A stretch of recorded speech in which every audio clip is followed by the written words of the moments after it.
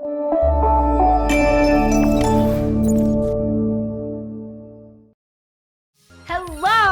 I am Unstoppable Tracy, host of the Today Show in Halton Region. Before the break, we had the host of the Today Show in Detroit, Zach Damien and Cynthia Stone. And it is now with great pleasure and resounding confidence, you are going to be blown away by this year's nominee for the Canada Hall of Fame, Cam Wells. Cam, welcome to the Today Show Halton Region. Thanks. It's a pleasure to be here. Although resounding endorsement, that might come back to get you later. You know that, right? I have complete confidence. I'll bet my last limb on it. So maybe inappropriate humor from one person with a disability to another that might be shocking for our Halton Region listeners on your TV. But I know that they're going to be blown away. And I have deep confidence that you are going to go from nominee to awardee. I'm going to put some strong words out there for that manifestation power to turn it into reality. But so Cam, can you tell us your connection to the Halton region? Well, I've done some work with the mental health organization out there. Used to have them on the show every few months. And since I do a disability issues forum, mental health definitely falls in the wheelhouse. And my sister, my brother-in-law, and my niece are Hamilton area, so tend to make the trip once or twice a year, except this past year for obvious reasons. Yes. Oh my goodness.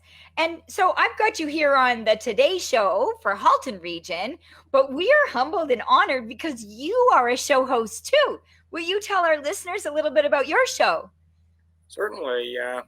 My show is called Handy Link, which is actually an homage to the old sci-fi series Quantum Leap, which not everyone gets the reference to, but there was a computer terminal that had all the answers called a hand link that my favorite character used. So yes. Oh boy. But it's an all-purpose disability issues forum I've been doing since late in 2008, since I got my first diploma, which was journalism.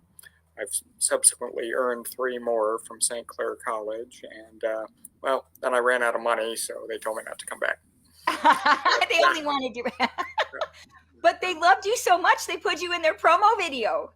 Yes. I was one of the first graduates of a program called CICE, which is sort of a disability work study program where you can specialize in a number of areas. And, I personally chose the office admin branch as a lot of opportunities were available. And years later, in a promo video, they asked me, "What's your main area of study?" To which I said, "The girl next to me." Anyway, back to the show. I'm very lucky. I've interviewed everyone from former Lieutenant Governor David Onley to the guy from Breaking Bad. And each one has a unique and interesting story to share. Fact is, I realized that disabilities media coverage was always done in extremes. It was either really inspirational or really bitter. There was no middle ground. There was no day-to-day story. So almost to the day I got my diploma, I set myself the task of saying, hey, I know how to do this stuff, and there's a station nearby needs volunteers, so I just got started. Since that time, I've joined a national radio accessibility advisory committee and I'm the co-author of an accessibility handbook, which was given to campus and community stations throughout the country. Right, throughout the country. Every radio station has this handbook as their accessibility guide for their radio stations. It's just the ones in our union, but that's well over 100 stations at last count. Whew, right? 100 stations. What's one or two golden nuggets from that handbook that will inspire people to want to come find your handbook and reach out? Well, one of the key things in the first edition, we're working on the second one, by the way, has to do with ableist language. What was acceptable to say 20 years ago is not necessarily acceptable to say today. we have to be understanding that person with a disability defines their own term. What they're comfortable being called, you go with. Why? Because you don't know their mind, you don't know their story, and maybe they're one of those people who can laugh at a good joke. Maybe they're one of those people who takes themselves way, way seriously. Get to know them before you decide how to identify them. They're a person first, and the condition is just one tiny little part. Yeah.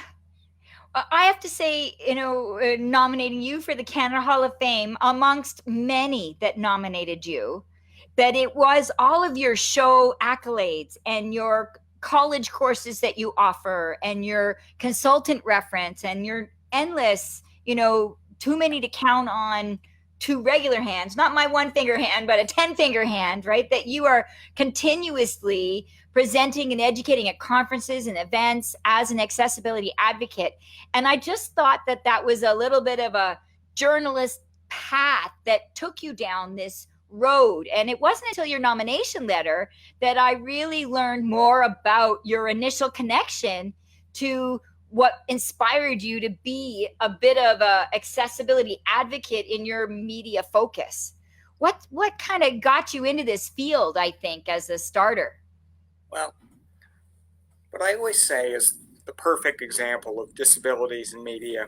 Look at a traditional sports page sometime and tell me there's an equal amount of coverage.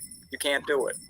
But when I was growing up, after the stroke I had in the fourth grade, I was very lucky. I had a great support system. I had family, I had friends, I had doctors, and I came to realize not everybody is so blessed. And if the difference between a contributing member of society and someone who just gets bitter and blames the world is just a few words of encouragement, who are we as a society not to offer those few words? Yeah. And to get it, and then but you're also, on top of being those few words, they're educational words. They're not just you can do it. They're strategic, conversational door width and language recommendations and acknowledgement of microaggressions that people don't even notice are happening in their words. And your guests are not just your friend that you went to camp with that might have had a disability too. You have extraordinary people and some extras. What are some of your most proud guests that you've had, for example, or moments? Well, upcoming in my third presentation for Canterbury's Elder College, doing a session on culture and disability, which contains probably my proudest interview of all time, which was with a man named Ben Lindquist, who was honored with an honorary PhD from York University. He rarely came to Canada, but on his last visit, he took me through 40 years of the Swedish disabilities movement, from the initial joining of the cause to petitioning for some of the first Braille literature. It was remarkable. I mean, I was so moved when I heard this. He passed on 3 or 4 years ago, but we had a friend in common, so I arranged for his daughter to have a copy of the interview just so she'd always have a piece of it. Yeah. And I mean, in Sweden, so this is Canada difference, North America making a difference, but far reaching as Sweden, and some of the trend setting. Sweden tends to be ahead in wellness and holism. And I know, like, some of my sailing counterparts, the Swedish athletes with disabilities that sail, are much more supported than we are in some of the other countries that are on that start line, and certainly us in Canada. And so they really get it. So it's funny you talk about the sports page versus, para sport and what kind of awareness is out there. Cam, I have so many questions for you. Do you mind? Can you hold on? I need to take a short break, and we'll return right after these messages to find out more about Cam and his world and some of his neat, extraordinary guests and influences in his life and lives that he's influenced. So I am Unstoppable Tracy with Cam Wells. We are here today on the Today Show, Halton, on your TV with Kojigo, hosted by the Disability Channel. So we'll be back right after these messages.